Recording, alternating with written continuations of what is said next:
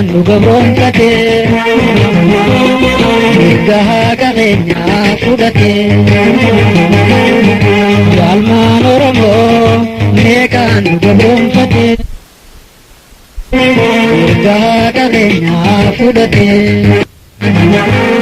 mataarra taa'anii nu ukkaamsanii nu dhamaasanii waan hin taane hundaan irra hojjetanii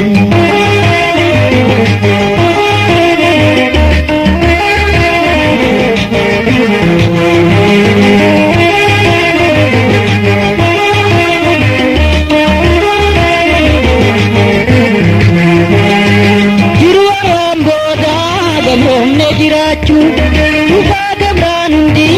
saba hoofiyachu diinumaan keenya sabni hoo gabroomu asirra maayyiidha Oromoon harroomu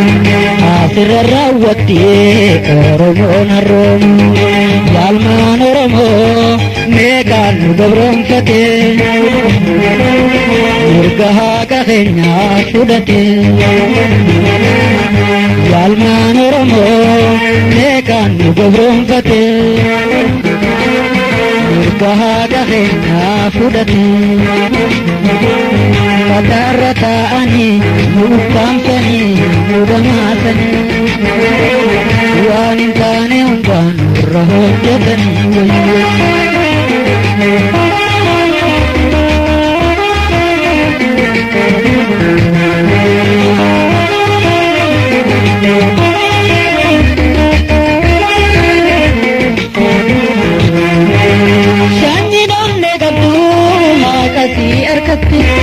alaabaa isiidhaa harkatti galfatte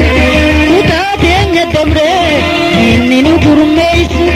har'a booru jechaan taa'ee otoon obsu har'a booru jechaan taa'ee otoon obsu ilmaan Oromoo meeqaan nu gabroonfate mirga haqa keenyaa fudhate ilmaan Oromoo meeqaan nu gabroonfate mirga haqa keenyaa fudhate mataarra taa'anii nu ukkaamsanii nu dhamaasanii waan hin taane hundaan irra hojjetanii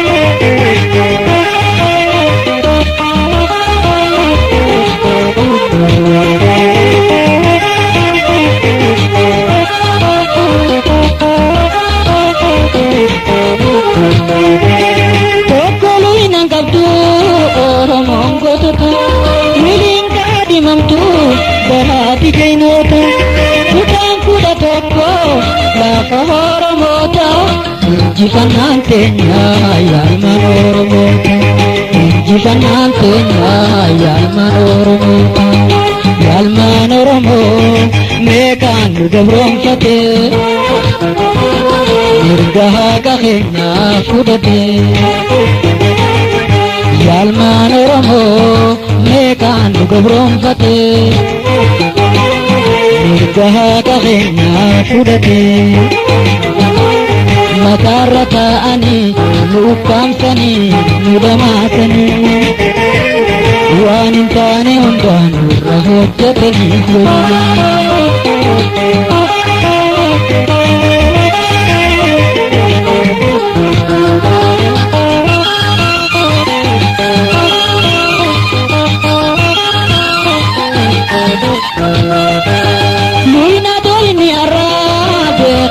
kan qabu yaa gabiina sodaa mataa isaa qaqqabu namni abaadu'ee beekisee nan dhabu goobana haarayaa salif keessa gubu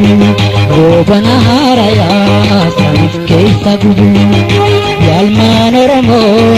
meeqaan nu gabroonfate mirga haqa keenyaa fudhate